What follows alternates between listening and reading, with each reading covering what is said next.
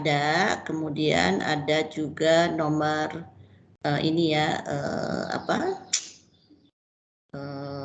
nomor email saya ya, ada Gmail. Itu yang ITPLN itu A-nya bukan huruf gede ya, huruf kecil yang ini nih. Ya, itu huruf kecil. Jadi nanti jangan salah kalau seandainya ini. Kemudian ini ada yang mengambil itu saya juga ya. Presentasi saya ada. Siapa itu?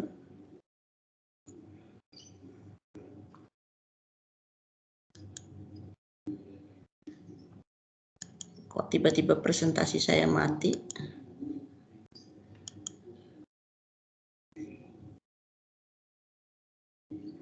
Bentar ya.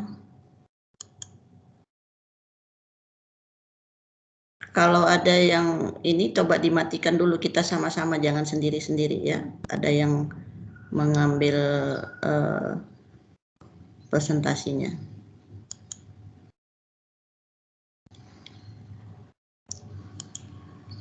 Oke.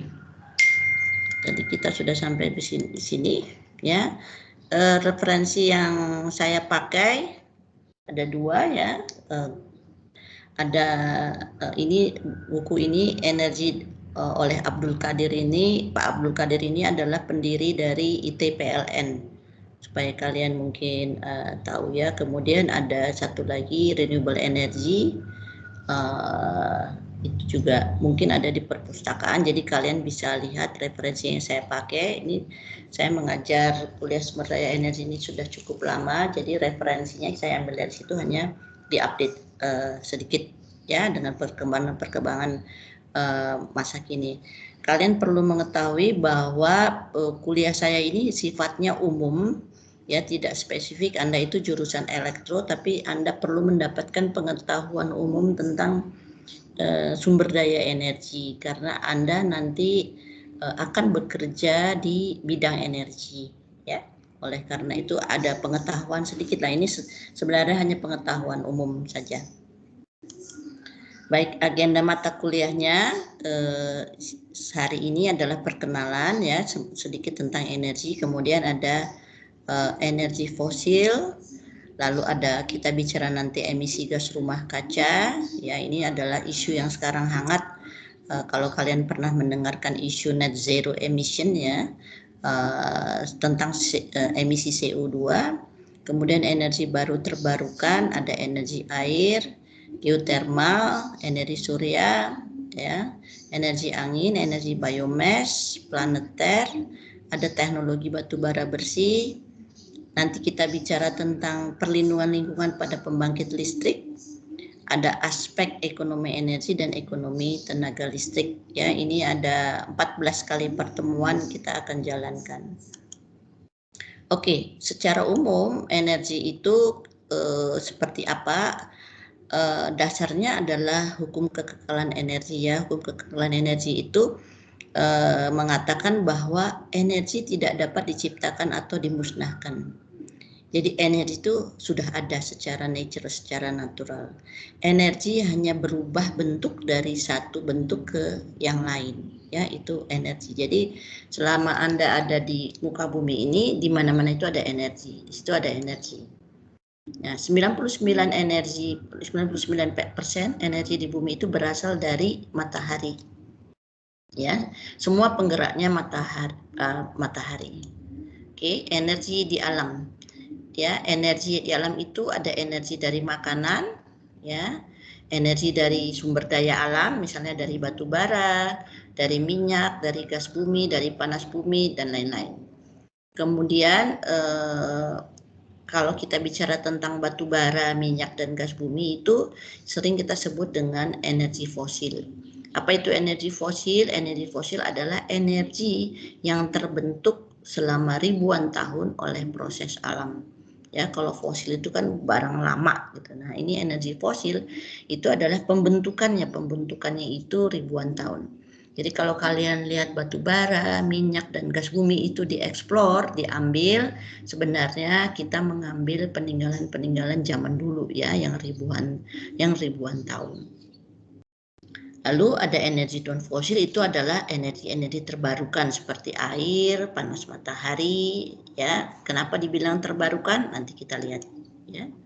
Jadi tadi sudah dikatakan energi mengalir saja di alam, ya. Masuk ke dalam bumi itu sebagai energi cahaya. Nanti dia di bumi itu akan berproses itu artinya akan digunakan oleh makhluk hidup di sini, ya. Nanti keluar dalam bentuk energi panas, ya. Jadi kalau kita lihat sumbernya dari matahari, maka kita mengatakan sebenarnya kita punya banyak energi, ya. Energi itu begitu banyak, ya. 1 menit energi matahari itu bisa untuk setahun, ya. Dalam 1 menit energi dan cahaya matahari bisa memenuhi kebutuhan energi seluruh umat manusia dalam setahun, ya. Jadi Anda bisa bayangkan kalau Anda berjemur 1 menit, ya, terpancarkan itu sebenarnya bisa kekuatan energi itu bisa menghidupi seluruh umat manusia, ya, selama setahun. Oke, jadi bagaimana energi itu datang, ya. Energi itu berupa sinar matahari, radiasi surya, dan diserap oleh planet bumi, ya. Ini adalah besarannya, ya. Pi R ini adalah radius bumi, ya, dan ini kepadatan dari radiasi surya. Ini adalah rumusnya, ya.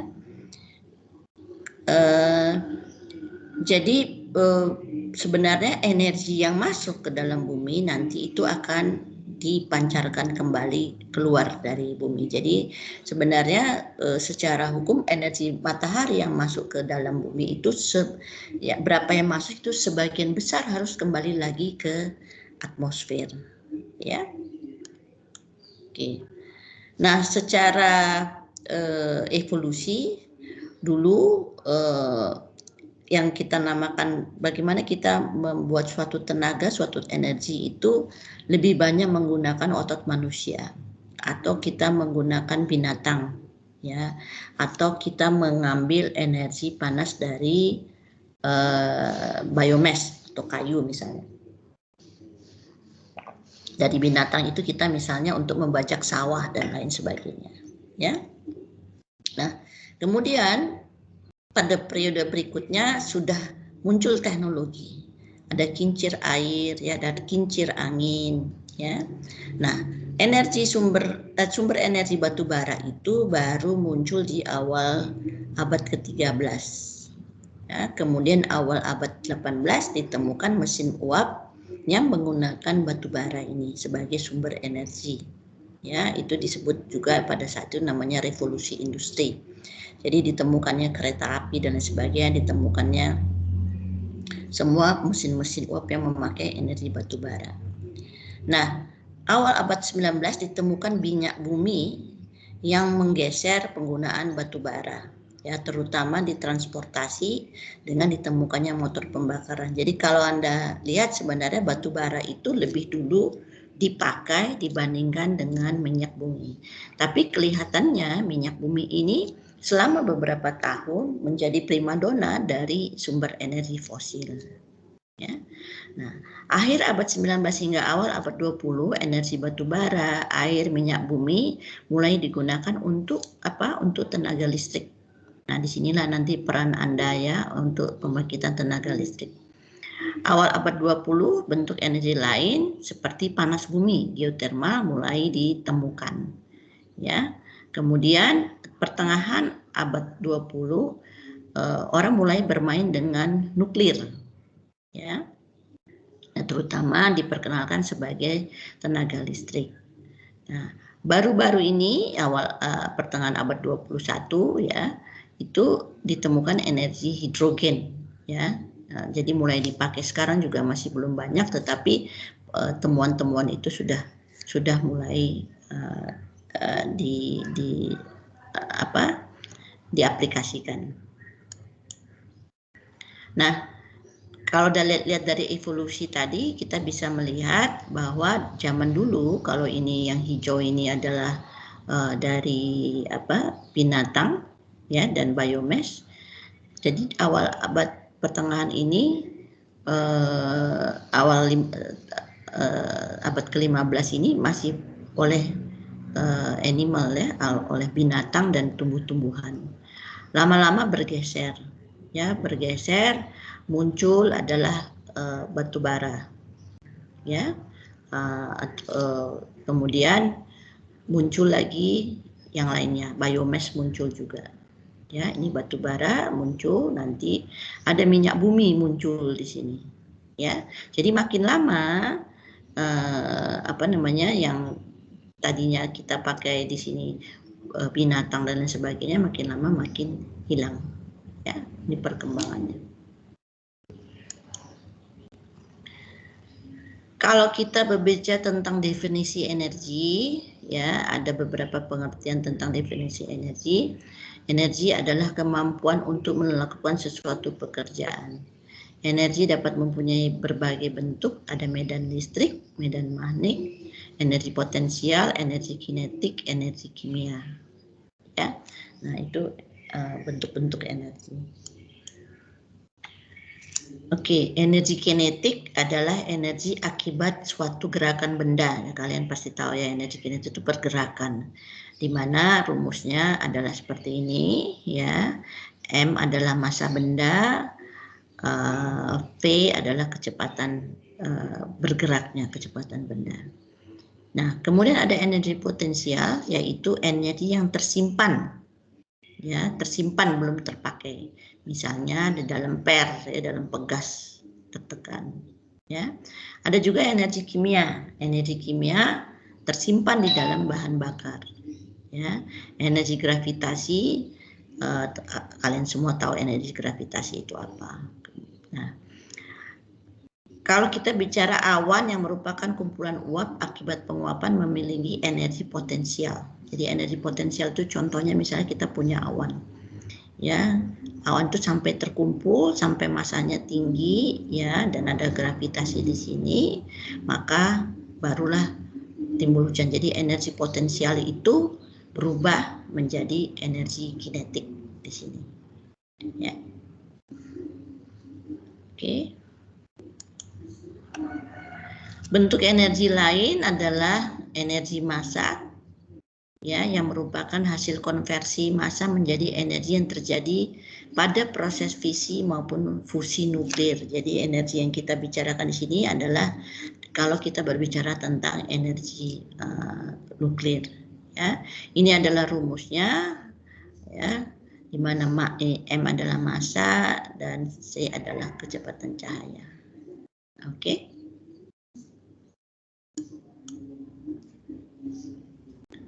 Ini adalah satuan-satuan energi. Kalian lihat sebentar.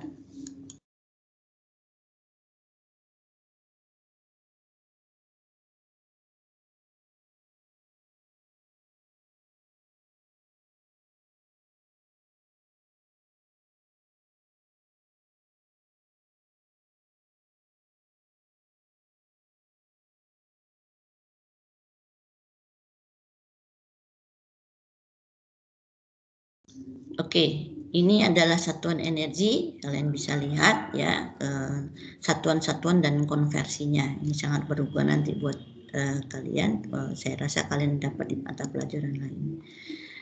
Oke, kalau kita bicara tentang tambang batu bara, tambang emas, ya, tambang minyak dan lain sebagainya. Ada beberapa istilah di bidang energi, ya. Ada istilah resources atau sumber daya. Itu dibagi dua, ya. Ada yang sudah ditemukan, ya.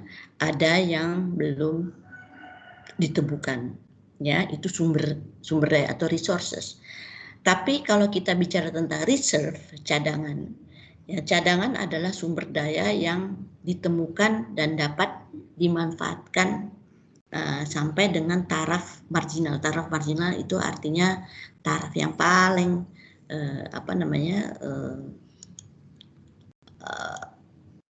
paling maksimum ya, sampai tarif marginal dari aspek kelayakan ekonomis. Artinya kalau kita punya satu tambang batu bara walaupun masih ada ya, tetapi waktu untuk mengambilnya itu kita membutuhkan biaya yang sangat besar misalnya, itu sudah tidak mempunyai kelayakan ekonomis. Jadi kita tidak mengambilnya, karena kalau kita ambil harga jual batu baranya dengan harga untuk mengambilnya ya, ongkos untuk mengambilnya itu tidak sepadan gitu.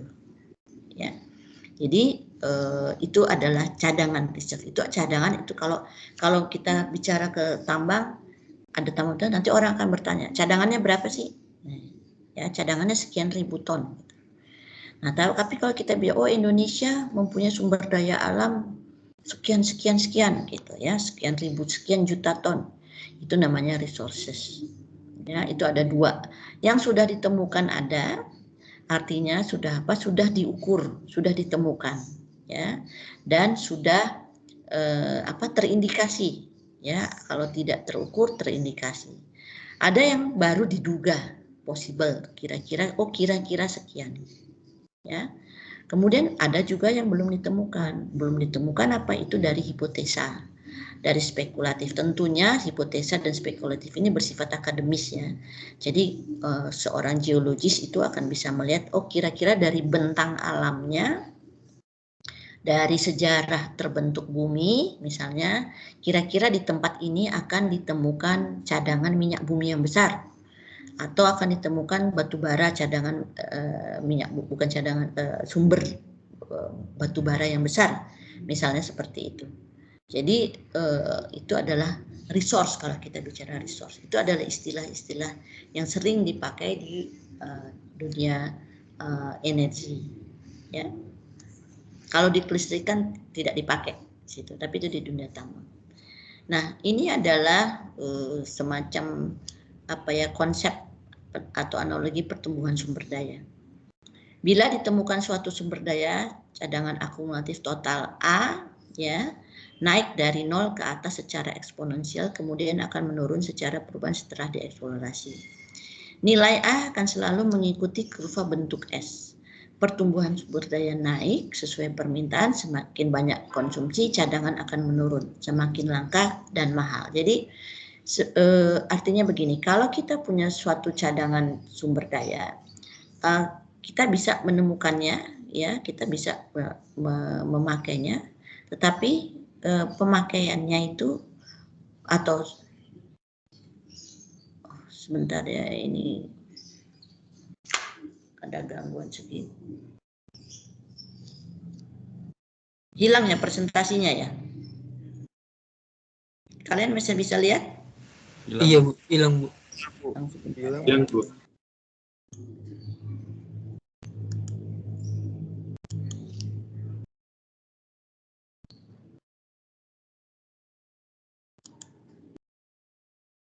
Apa hilang terus ini? Sebentar.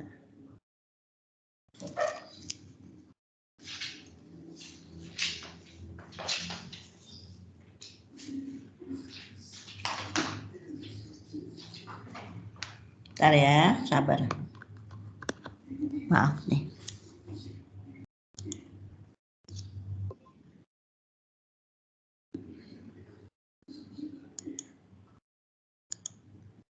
Ya, jadi kalau kita punya cadangan itu lama-lama akan berkurang. Kenapa berkurang?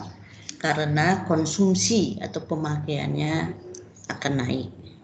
Ya, kurva konsumsi itu adalah kurva K. Kalau Anda lihat di sini, ya, juga berbentuk S. Ya, lama-lama konsumsi itu. Kenapa konsumsi juga S? Karena ya cadangannya tidak ada, cadangannya habis dengan sendirinya. Konsumsinya tidak ada. Kalau kita pakai batu bara terus-menerus, lama-lama kita tidak bisa mengkonsumsinya kalau dia sudah habis. Ya. Nah, jadi cadangan total yang ditemukan itu P, itu katanya jumlahnya seperti ini. Ya. Selisih antara A dan K itu adalah B. Ya, ini adalah cadangan sesaat. Cadangan sesaat itu artinya kalau kita sudah, ini adalah cadangan kita, kemudian kita sudah pakai, ini adalah yang tidak ekonomis tadi. Ya, ini adalah yang tidak ekonomis tadi, masih ada tapi nggak bisa dipakai. Ada sih, masih ada tapi tidak bisa dipakai. Ya, seperti itu. Oke, selanjutnya pemanfaatan energi matahari.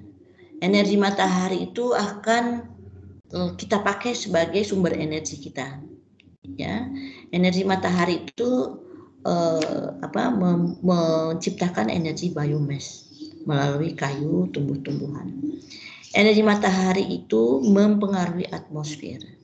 Ya, kondisi atmosfer yang dipengaruhi oleh energi matahari itu akan menimbulkan energi angin, energi ombak. Jadi kalian lihat kalau ada perpindahan udara dan lain sebagainya, itu berarti ada angin, ada ombak.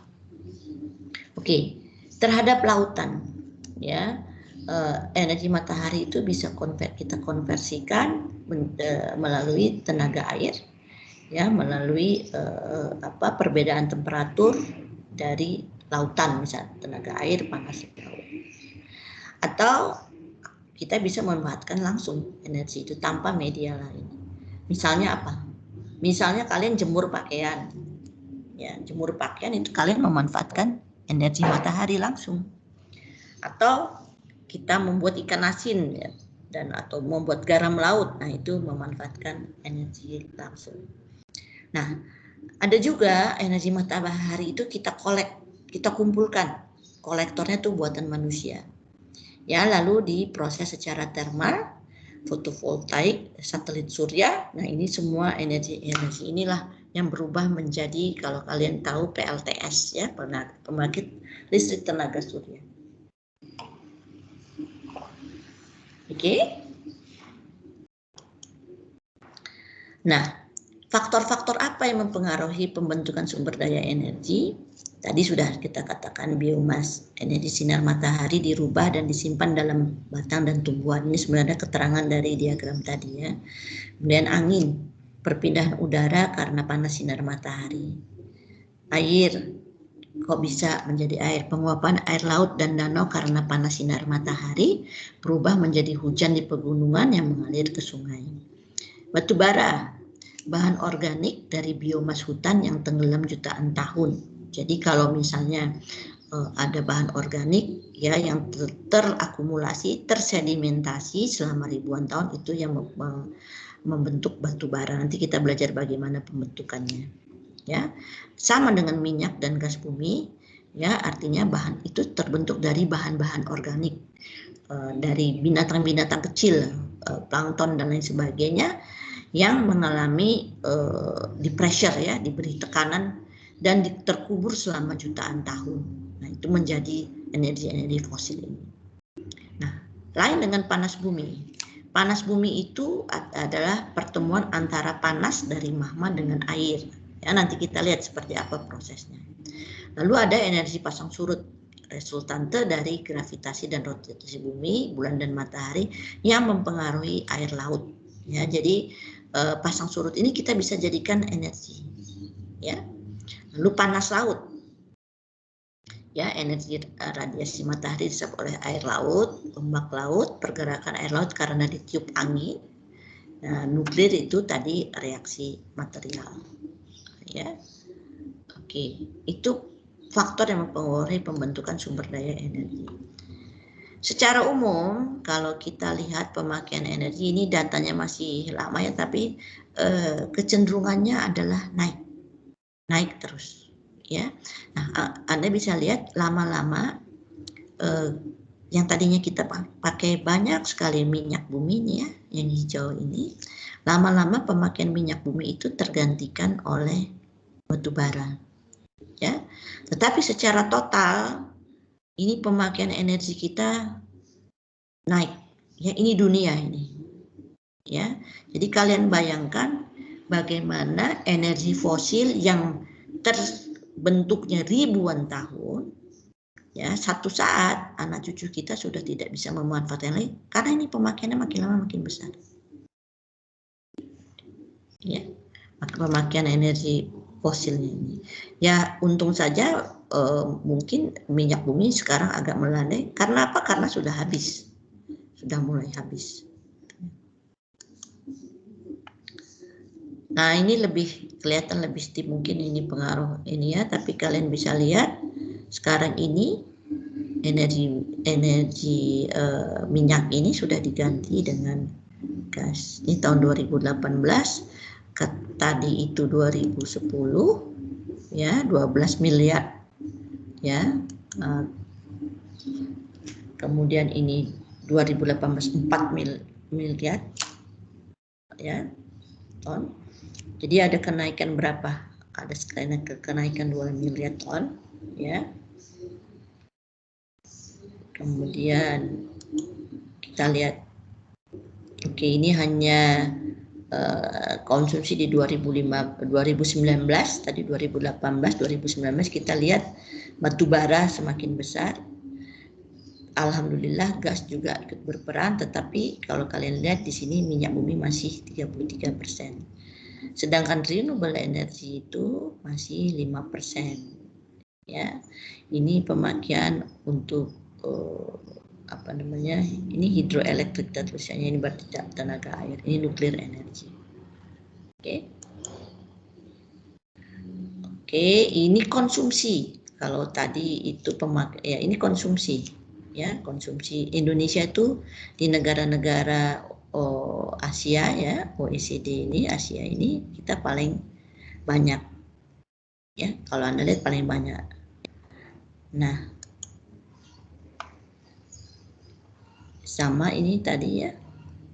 Indonesia ada di mana ini? Di sini. Ya. Konsumsi. Siapa yang paling banyak memakai? Ya, di sini kalau kalian lihat itu negara OECD itu banyak di industri. Ada yang transportasi, ada yang komersial, ada residential. Yang paling banyak memakai energi itu adalah bidang industri. Oke. Kalau kalian lihat di sini, tadi kita lihat konsumsi energi kita besar sekali. Tetapi per kapitanya masih kecil. Per kapita itu per orang. Kenapa itu kira-kira? Ada yang bisa berpikir nggak kira-kira kenapa? Logikanya seperti apa sih? Energinya besar yang kita pakai, cukup besar ya dibandingkan dengan negara-negara di Asia. Sudah per kapitanya kita kecil ya dibandingkan dengan yang lain nih. Kira-kira kenapa itu? Punya ini nggak? Punya pemikiran nggak kira-kira kenapa? Jumlahnya gede ya, tapi per orangnya kecil. Misalnya kalian punya uang 10 rupiah, anak kalian 5, satu orang dapat berapa?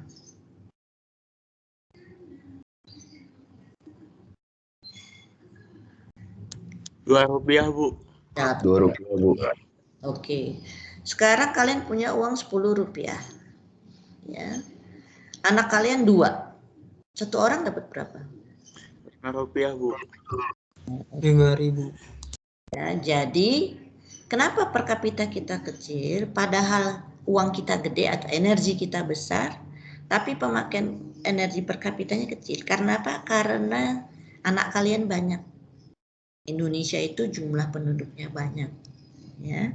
Sehingga walaupun kita memakai banyak energi, ya kita banyak sekali mengkonsumsi energi, tetapi per orangnya kita ya kecil-kecil aja dibandingkan dengan yang lain. Ya, jadi kalau di sini besar misalnya karena mereka penduduknya tidak sebanyak Indonesia, jadi per kapitanya kita sangat kecil, gitu energinya. Bisa juga ya terjadi pemborosan bukan oleh manusia tapi oleh apa? Nanti kita lihat kenapa kira-kira. Tapi gambarannya seperti itu. Oke, konsumsi versus produksi energi Indonesia tahun 2016. Ya, konsumsi energi itu yang kita pakai. Konsumsi energi yang meliputi minyak, gas, dan batu bara di Indonesia mengalami peningkatan. Jadi kita banyak banget makainya. Ya, 6% dan sangat cepat naiknya. Permintaan energi tumbuh lebih cepat dibandingkan dengan pertumbuhan PDB. PDB itu penghasilan domestik bruto. Ya, jadi kita memakai energi itu tidak sesuai dengan pendapat penghasilan kita. Hal ini jarang ditemui di negara lain. Konsumsi energi terbesar Indonesia masih didominasi oleh minyak bumi, ya, batu bara dan gas. Konsumsi batu bara dalam negeri tumbuh hingga 22% dan merupakan salah satu yang tertinggi. Itu dari sisi konsumsi.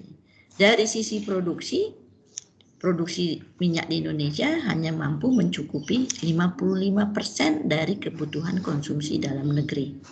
Ya. Artinya apa? Walaupun kita butuh banyak, tidak tercukupi oleh produksinya, energinya tidak ada. Ya, oleh karena itu jumlah energi yang kita pakai pun akan lebih kecil karena produksinya tidak ada. Produksi minyak meningkat, ya. Kemudian produksi batu bara mengalami penurunan. Kenapa? Karena batu bara ini sudah dikeruk habis, ya. Nah, produksi energi minyak masih ada karena sudah lama digantikan oleh batu bara. Produksi gas alam turun, ya. Nah, kalau lihat produksi ini berarti ada dua kemungkinan, memang sumbernya sudah tidak ada atau memang kita tidak bisa memproduksi karena sudah mahal, ya, biayanya. Oke, ini potret konsumsi energi di Indonesia. Siapa yang paling banyak pakai? Yang paling banyak pakai itu adalah transportasi. Jadi bensin kalian itu paling banyak, ya. Rumah tangga, ya, rumah tangga itu di situ termasuk energi listrik. Ya, tidak seberapa. Jadi transportasi itu besar, ya. Industri juga besar, industri bagus kalau tinggi. Karena apa? Karena kita butuh berkembang. Dari yang kita pakai, sumbernya dari mana? Yang paling banyak itu dari minyak bumi. Jadi kita kuras nih minyak bumi. Berikutnya batu bara, lalu gas bumi. Ya, ini sumber energinya. Jadi sampai tahun 2018 itu kita masih memakai minyak bumi. Jadi kalau Anda lihat sepadan, karena yang paling besar adalah transportasi. Kalau transportasi tidak mungkin pakai batu bara, kan? Transportasi tidak mungkin pakai gas bumi, kan? Ya, mungkin di awal-awal nanti akan bisa pakai gas, ya. Tapi tidak mungkin pakai batu bara. Artinya Anda bisa melihat ini adalah sesuai, ya, datanya. Transportasi paling banyak karena oleh karena itu dia lebih banyak mengkonsumsi minyak bumi.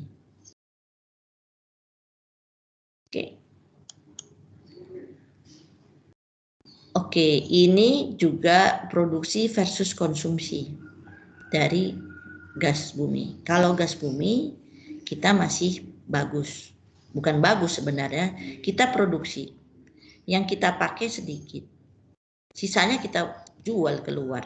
Ini untuk penghasilan negara, ya.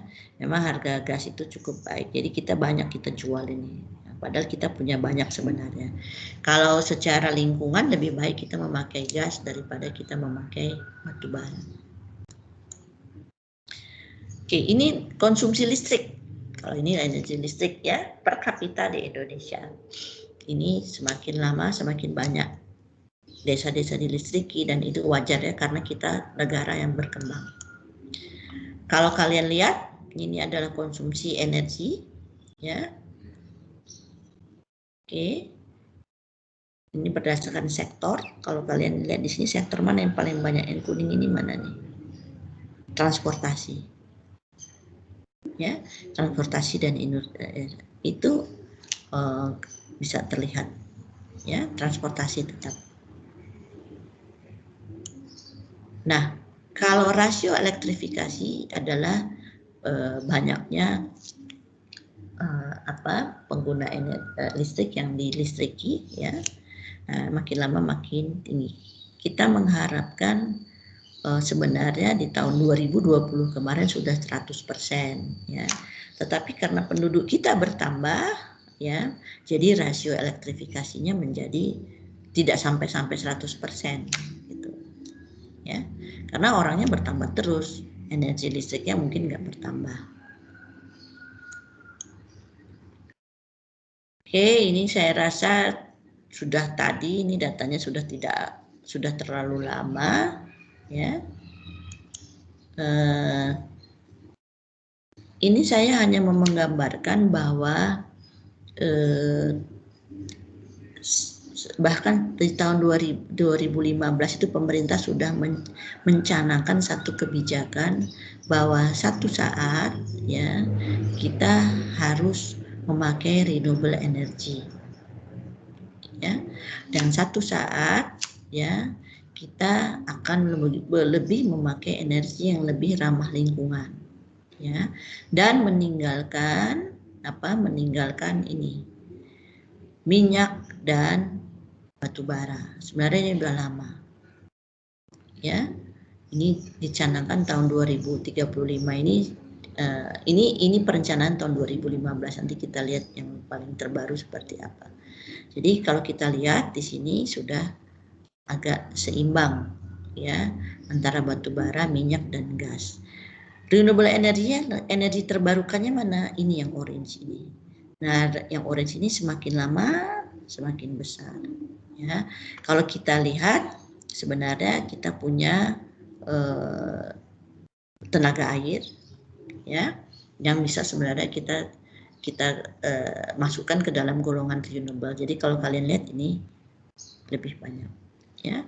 Nuklir kita akan memakai, tetapi kalian lihat perkembangannya malah mungkin agak menurun nih, stagnan. Kenapa? Karena masih banyak penolakan dari masyarakat untuk pemakaian energi nuklir ini. Oke. Indonesia mempunyai target mengembangkan atau memakai renewable energy, ya. Ini tadi hampir sama, ya. Renewable energy-nya mana? Ini tahun 2050 ini 31%, ya. Coba kalian lihat dari 2016 hanya sekian persen, 7%, 23%. Ini yang menjadi target nasional kita tahun 2025. Dan berikutnya adalah tahun 2050 kita harapkan di sini. Tapi kalau kalian lihat, ini masih ada peran energi fosil. Kenapa nggak 100% kita renewable energy? Nanti itu menjadi tugas kalian, menjadi PR kalian, satu hari akan saya tanyakan. Kenapa kita tidak bikin renewable ini 100% sih? Atau kita gantikan ini coal ini 25% jadi 31 tambah 25 jadi 50% lah energi terbarukan misalnya, ya. Itu pertanyaan. Oke. Nah, ini adalah perencanaannya, ya. Energi supply-nya berapa? Ini adalah pembangkit listrik dari itu, ya, yang akan dikembangkan tahun 2050. Lalu kita bisa menghitung per kapita penggunaan listrik di Indonesia itu seperti apa. Semakin makmur, semakin baik penggunaannya. Mungkin ini yang terakhir, energi fosil terus terbentuk di alam secara natural. Mereka dianggap sebagai non-renewable resources, artinya sumber-sumber yang tidak terbarukan. Kenapa? Karena proses pembentukannya berlangsung ribuan tahun. Namun sumbernya lebih cepat habis dibandingkan dengan proses pembentukan. Artinya pembentukan dari energi ini melebihi umur manusia. Jadi kalau kalian habiskan umur manusia itu paling banter berapa sih? 100 tahun. Ya. Selama 100 tahun Anda menghabiskan batu bara misalnya 1 juta ton misalnya. Atau misalnya menghabiskan 1 juta ton. Untuk membentuk 1 juta ton itu memerlukan beribu-ribu tahun lagi. Ya, 100 tahun Anda umurnya selesai, tidak ada lagi pembaharuan dari 1 juta ton yang Anda pakai untuk anak cucu kalian. Nah, itu kenapa dikatakan energi fosil dan kenapa disebut energi tidak terbarukan. Ya, padahal secara alam dia bisa juga terbentuk nanti. Mungkin nanti setelah kiamat dan lain sebagainya, nah baru akan terbentuk lagi. Nah, padahal ya kita membutuhkan sekali energi fosil ini, karena kalau kalian lihat tadi dari diagram ini, kita nih masih pakai nih, masih banyak yang kita pakai. Ya, minyak bumi dan coal ini masih sekitar 50%-an sampai tahun 2025. Nah, padahal fosil fuel itu selain kalau habis susah dibentuk, dia juga menimbulkan masalah lingkungan. Ya, antara lain apa? Adalah antara lain karena dia memancarkan CO2. CO2 ini itulah yang saat-saat ini menjadi tren di dunia bahwa kita harus menghilangkan emisi CO2. Ya. Jadi pembakaran fosil itu mengeluarkan CO2 ya, per tahun ada terbentuk 21,3 gigaton karbon dioksida per tahun, tapi proses alam untuk menghilangkannya itu hanya bisa setengahnya. Jadi kalau terjadi terbentuk 21 gigaton CO2 yang diserap oleh alam, misalnya oleh tumbuh-tumbuhan dan sebagainya, hanya setengahnya. Ya, hanya setengahnya. Nah, di sini nanti kita belajar lebih lanjut, tapi di sini dikatakan CO2 adalah satu jenis gas rumah kaca yang berperan menaikkan radiasi matahari sehingga mempengaruhi pemanasan bumi secara global melalui kenaikan rata-rata temperatur bumi. Ya, ini hanya sekedar awal introduction kepada nanti kita akan masuk kepada pelajaran gas rumah kaca. Baik, seperti itu hari ini kuliahnya, pengenalannya. Ini kebetulan slide-nya rusak. Jadi selesai kuliah kita. Ada pertanyaan nggak? Bu, izin bertanya, Bu. Ya, silahkan. Sebelumnya perkenalkan, saya Parisi Cornelius dengan NIM 2020-1126. Ya. Izin bertanya, Bu. Ya. Kan Indonesia sendiri menjadi salah satu negara dengan produksi sampah terbanyak di dunia. Betul. Tapi kenapa perkembangan potensi PLTSA di Indonesia itu tidak dimaksimalkan, Bu? Sedangkan di Swedia sendiri hingga perlu impor sampah. Itu kenapa, ya, Bu?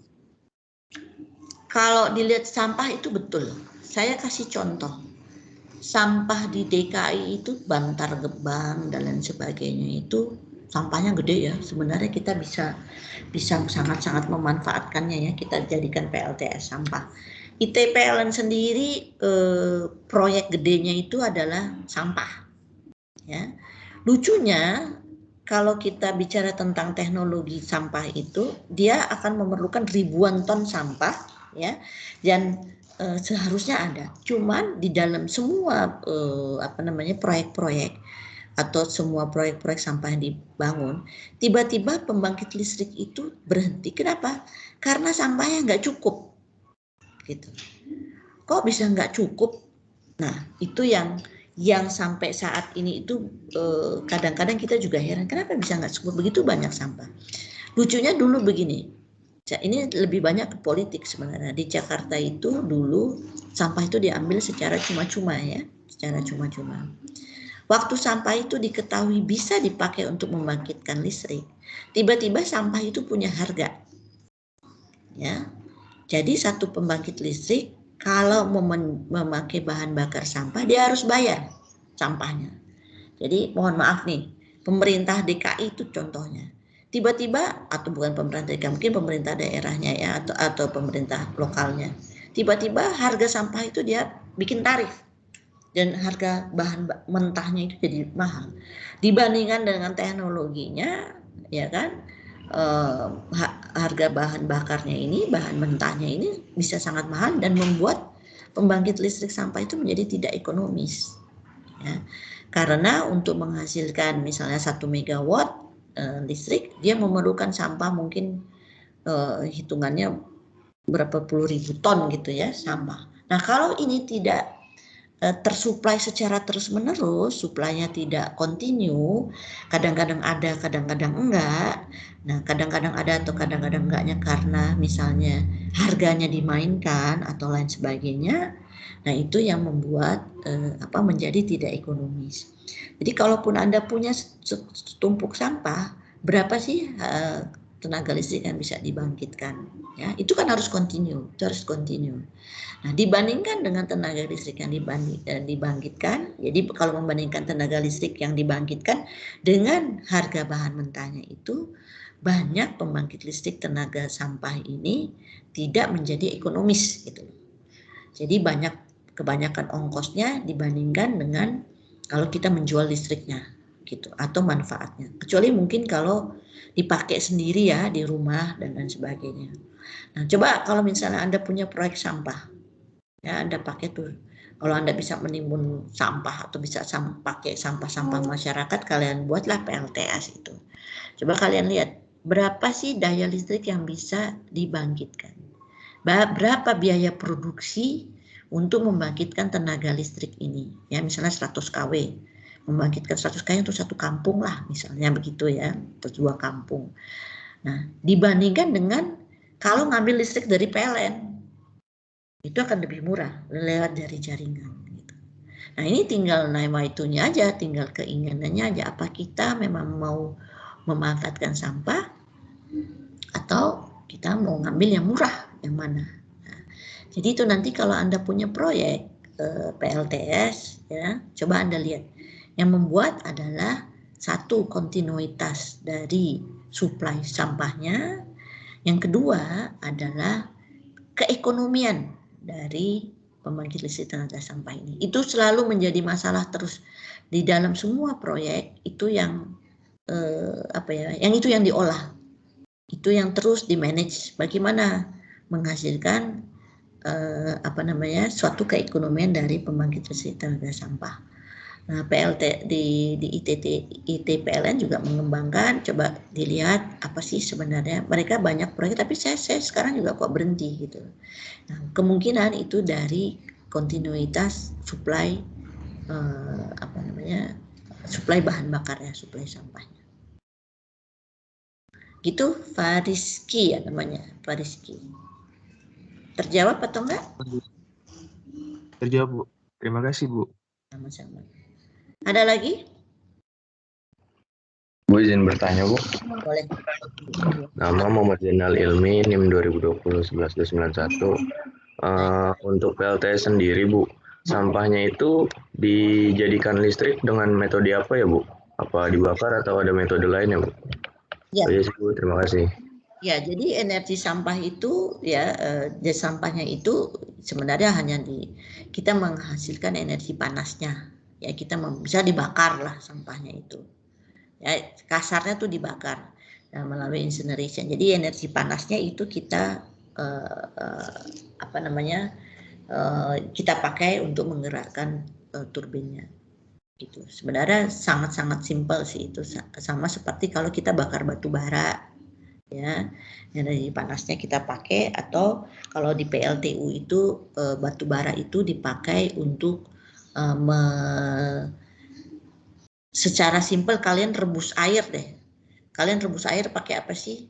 Kalian rebus air pakai arang ya misalnya. Airnya itu mendidih kan, keluar uap. Nah, tenaga uap inilah yang menggerakkan sudu-sudu turbinnya. Itu kalau uap. Tapi kalau panas, itu energi panas itulah yang menggerakkan nanti turbinnya seperti itu. Gitu? Siap, Bu. Terima kasih, Bu. Ya. Ada lagi?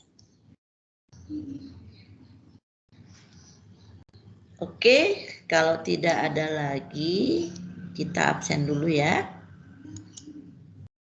Ini kelas G.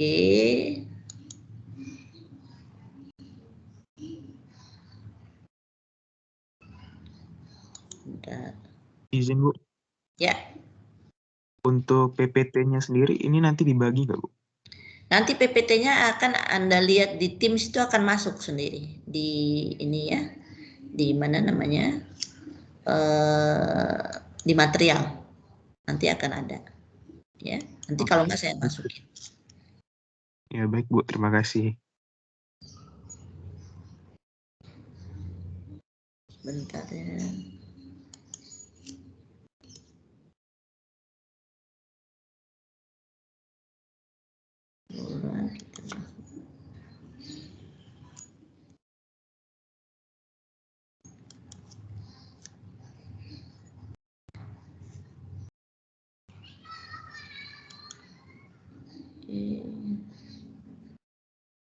Dava ada ya, hadir ya. Dava Darmatio ada. Raihan Rahman ada? Raihan Rahman ada nggak? Menjawab Bu, untuk Raihan itu jaringannya Bu. Soalnya dia lagi di perjalanan Medan ke Jakarta Bu. Ya, hadir nggak tadi? Hadir Bu. Hadir ya. Siti Nurlita Anggraini? Hadir, Bu. Hadir. Maulana Fadlan Sidik? Hadir, Bu. Hadir. Cut Ifatul Umnia? Hadir, Bu. Hadir. Ari Tua Hutagalung? Hadir, Bu. Hadir. Muhammad Zohibul Daksena? Hadir, Bu. Hadir.